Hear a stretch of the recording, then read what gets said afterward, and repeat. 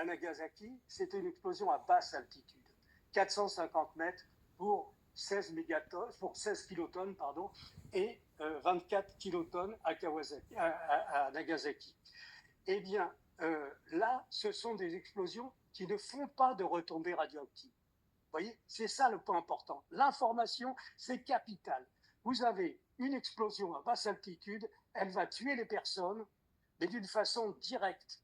Elle va tuer par 3 effets.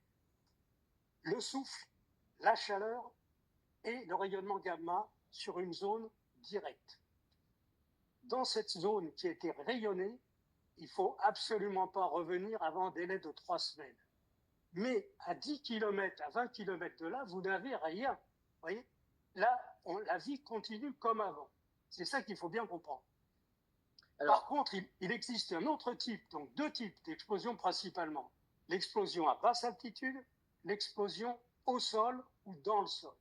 Dans le sol ou au sol, c'est à peu près la même chose parce que, si vous voulez, quand la bombe explose au niveau du sol, à 10 ou 15 mètres, elle creuse un cratère parce que la grande différence qu'il y a entre une explosion nucléaire et une explosion conventionnelle, une explosion conventionnelle, c'est boum, c'est 1/10 de seconde, et puis c'est plus rien, le souffle va et puis se perd.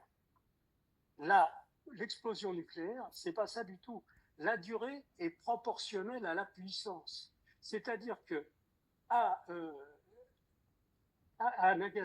Nagasaki ou à Hiroshima, l'explosion a duré environ 1 seconde 5.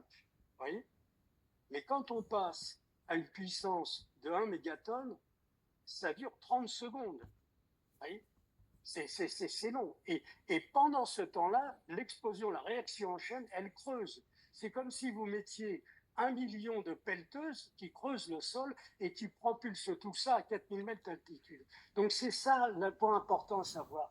Une explosion à basse altitude, vous avez des effets directs, mais aucun effet à quelques kilomètres de là.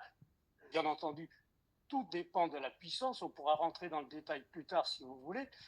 Mais si c'est une explosion au sol, à ce moment-là, on va être concerné par les retombées radioactives qui peuvent être mortelles dans les premiers jours. Vous voyez, et de ça, c'est très facile de se protéger. Il suffit de descendre dans un parking souterrain au premier ou deuxième sous-sol, d'avoir 3 jours de nourriture et de boissons. Hein. On emmène quelques packs d'eau et puis des couvertures et on va sortir vivant. Mais la chose importante, malheureusement, parce qu'en France, nous sommes dans une situation d'ignorance totale et tous ceux qui devraient savoir ne savent rien. C'est ça le vrai problème. Les maires devraient savoir, ils ne savent rien.